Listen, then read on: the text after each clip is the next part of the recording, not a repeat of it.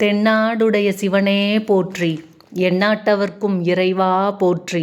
வணக்கம் சிவசொந்தங்களே. தமிழ் கடவுளாக போற்றப்படும் முருகப்பெருமானுக்கு முக்கியத்துவம் அளித்தும் முருக பக்தர்களை ஒருங்கிணைக்கும் வகையிலும் முருகன் மீதான பக்தியை உலகம் முழுவதும் கொண்டு செல்லும் நோக்கத்துடனும் பல்வேறு நிகழ்ச்சிகள் சமீப காலமாக தமிழ்நாட்டில் நடத்தப்பட்டு வருகிறது. அந்த வகையில் இந்து முன்னணி சார்பில் மதுரையில் 22ஆம் தேதி முருக பக்தர்கள் மாநாடு பிரம்மாண்டமாக நடத்த திட்டமிடப்பட்டுள்ளது. இந்த மாநாட்டில் 5 லட்சம் பக்தர்களை பங்கேற்க செய்யும் வகையில் இந்து முன்னணியினர் அழைப்பு விடுத்து வருகிறார்கள். ஒவ்வொரு மாவட்டத்திலும் முக்கிய நிர்வாகிகள் முருக பக்தர்கள் மட்டுமின்றி ஓம் சக்தி, சாய்பாபா, ஐயப்ப பக்தர்களையும் சந்தித்து அவர்களை குடும்பத்துடன் மதுரை முருகன் மாநாட்டிற்கு வருமாறு கூறியுள்ளனர். அதிலும் விடுமுறை நாளில் மாநாடு நடத்தப்படுவதால் எதிர்பார்த்ததை விட ஏராளமான பக்தர்கள் குவிவார்கள். இந்து முன்னணியினர் முருக பக்தர்கள் மாநாட்டின் முக்கிய அம்சமாக மாநாடு நடைபெறும் பாண்டிகோவில் ரிங் ரோடு வண்டியூர் அம்மா திடலில் பிரம்மாண்டமாக அமைக்கப்பட்டுள்ளது. மேலும் அங்கு திருப்பரங்குன்றம், திருச்செந்தூர், பழனி, சுவாமிமலை, திருத்தணி, பழமுதிர்ச்சோலை ஆகிய கோவில்களின் கோபுரங்களும் அங்குள்ள கருவறையில் உள்ளது போன்றே முருகன் சிலைகளும் பிரதிஷ்டை செய்யப்பட்டுள்ளன.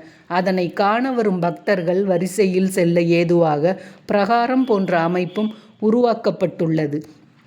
இந்த அறுபடை வீடுகளில் தினமும் ஆகம விதிகளின்படி பூஜைகள் செய்யப்பட்டு பக்தர்களுக்கு பாதாம், முந்திரி, வேர்க்கடலை உள்ளிட்டவை பிரசாதமாக வழங்கப்பட்டு வருகிறது.